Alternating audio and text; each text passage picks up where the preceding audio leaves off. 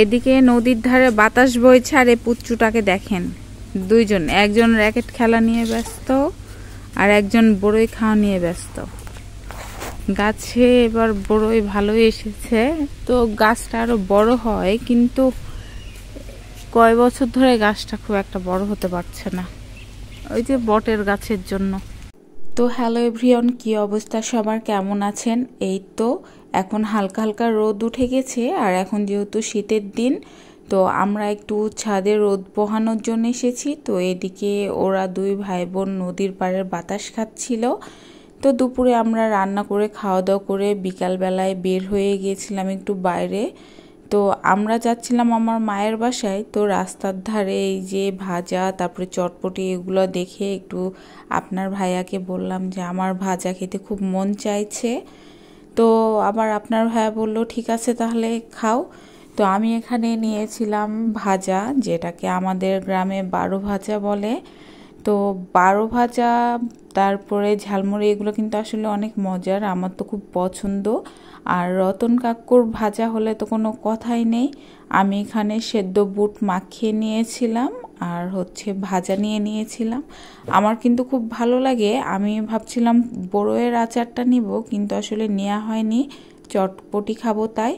আর এই যে সন্ধ্যাবেলার প্রকৃতিটা দেখেন, আসলে অনেক সুন্দর লাগছে, আমার তো খুব ভালো লাগছে।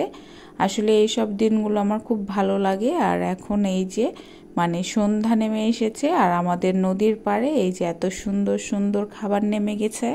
আমাদের পদ্মা নদীর ধারে কিন্তু এরকম রোজ বসে, আর রোজ তো আমাদের খাওয়া হয় না, মাঝে মধ্যে খাওয়া হয়। আর এই তো আমার আম্মুর বাসা থেকে ঘুরে এসে আমরা রাতে ভাবলাম যে কি খাবো, তাই আপনার ভাইয়া আগেই বলেছিল যে রাতে মোমো খাবে। তো আমি মোমোর প্রিপারেশন নেওয়া শুরু করে দিয়েছিলাম। এখানে আমি মুরগির যে পুরটা রেডি করছিলাম, তো সেটা ডিপে রেখেছিলাম। এর আগে একদিন মোমো করেছিলাম, তখন কিছুটা মোমোর পুর ডিপে ভরে রেখে দিয়েছিলাম। তাই যেহেতু একটু পানি বের হবে, তাই এটা একটু ভালো মতো গরম করে নিচ্ছিলাম, ঝুরঝুরা করে নিচ্ছিলাম, যেন মোমো থেকে পানিটা না ছাড়ে। এই তো অনেক সুন্দর হয়ে গেছে মোমোটা, অনেক ঝরঝরা হয়ে গেছে মোমোর পুরটা। আর এখন আমি দিব এক গাদা কাঁচামরিচের ঝাল, একটু বেশি ঝাল ঝাল করে করব।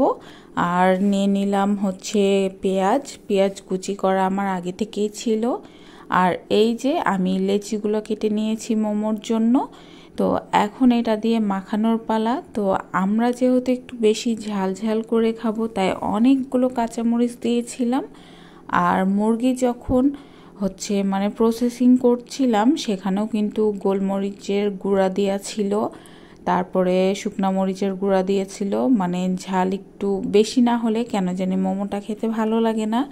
আর আমরা সাধারণত মোমোটা একটু বেশি ঝাল ঝাল করে খাই। তো এখানে আমি কাঁচা পেঁয়াজ আর কাঁচা মরিচ দিয়ে খুব ভালো মতো পুরটাকে মেখে নিচ্ছিলাম। অনেকেই আছে যে কাঁচা মুরগি দিয়ে মোমোটা করে, সেটা কিন্তু আসলে আমাদের রুচিতে হয় না। তাই আমরা সবসময় এটাকে একটু ভেজেই রান্না মোমোটা তৈরি করি, যাতে একটু মজা হয়। তো আমি যেভাবে করি, এভাবে যদি কখনো কেউ করে থাকেন, তাহলে অবশ্যই একবার জানাবেন যে কেমন লেগেছে খেতে, কারণ আমাদের তো অনেক পছন্দ। কিছুদিন আগেও কিন্তু আমরা একটা মোমোর পার্টি করেছিলাম, সেখানে আমরা অনেকজন ছিলাম, একটা গোটা মুরগির মোমো করেছিলাম, সবাই অনেক মজা করে খেয়েছিলাম।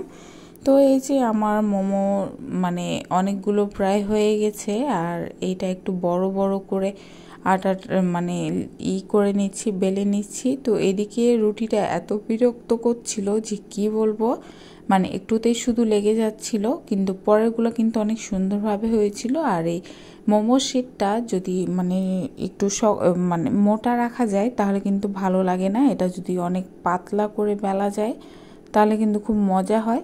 কিন্তু আবার এর মধ্যেও একটা কাহিনী হয়ে যায়, দেখা যাচ্ছে যে সেদ্ধ করার টাইমে কিন্তু মনে হয় যে একটার সাথে আরেকটা লেগে যায়, সেটাও একটু ফাঁকা ফাঁকা করে দিলে দেখা যায় যে মোমোটা অনেক সুন্দর হয়।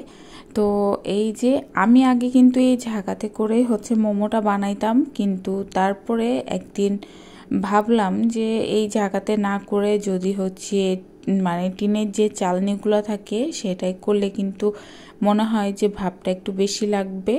তো আমি টিনের চালনিতেই ইদানিং করছি, এটাও কিন্তু বেশ ভালো হচ্ছে। তো এইদিকে আমার মোমো বানানো কিন্তু চলছে, আর এইদিকে আপনাদের ভাই আর আমার ছেলের এত পছন্দ মোমোস যে কি বলবো, মানে ওরাই হচ্ছে 20টার উপরে মোমোটা খায়। আর আমরা সাধারণত 15-20টার ওপরেই সবাই মোমো খাই। আমরা যেহেতু 3 জন ছিলাম তাই মোমো বানিয়েছিও অনেক।